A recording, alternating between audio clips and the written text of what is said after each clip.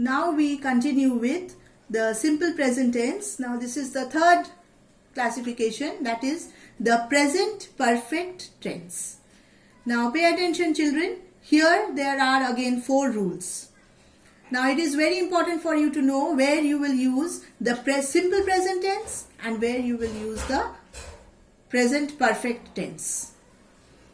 Now the present perfect tense is used to describe an action that has been completed just now or in the immediate past. Now you have to understand this concept. You have finished studying now. That means it has been completed in the present time itself, just now, or just in the immediate past. Just the present point of time has started, just before that you have, suppose you are learning English language now. Just before this you have done your maths practice. So you can use I have finished my maths practice just now. So here I have taken the sentence, I have finished the painting just now. So either completed just now or in the immediate past. Now the next point is to describe an action that has taken place sometime in the past. Now please make a note of it. But has its effect in the present. The action that has been completed in the past, but its effect is in the present. Like I can give you an example. Suppose your mother has kept some sweets in the refrigerator and some guests have come and she has opened the refrigerator and she finds that the box is empty. There are no sweets. So what will you write? That I have finished the sweets some time ago, and I have nothing to give to the guests now. So you have nothing to give to the guests now. So that shows that we will use the present perfect tense for these kind of sentences. Let us read the example here. I have finished my work, so I am free now. So you have finished the work in the past, but its effect is in the present. This is the second rule. The third rule, to describe an action that began sometime in the past but is continuing in the present.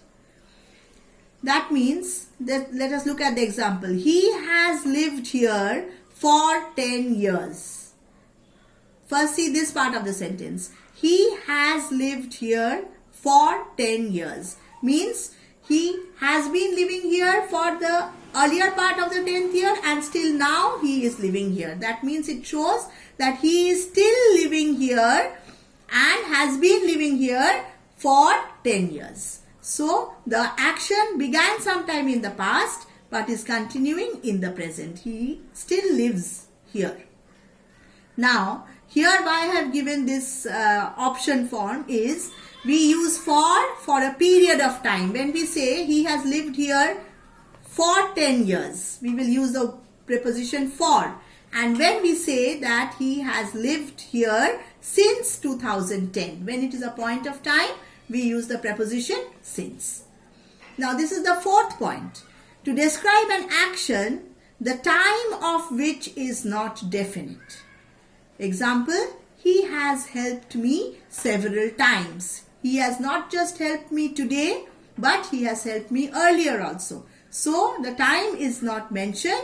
So we can say he has helped me several times. These are the 4 rules for the present perfect tense. Now I go on to the last category of the present tense. Now this is the present perfect continuous tense. This is used, only one rule, to describe an action that has begun in the past and is still continuing in the present. Just the last rule of the present perfect tense that we have seen, similar to that. But here he has been living here for 10 years. And he has been living here since 2010. For and since, same rule follows.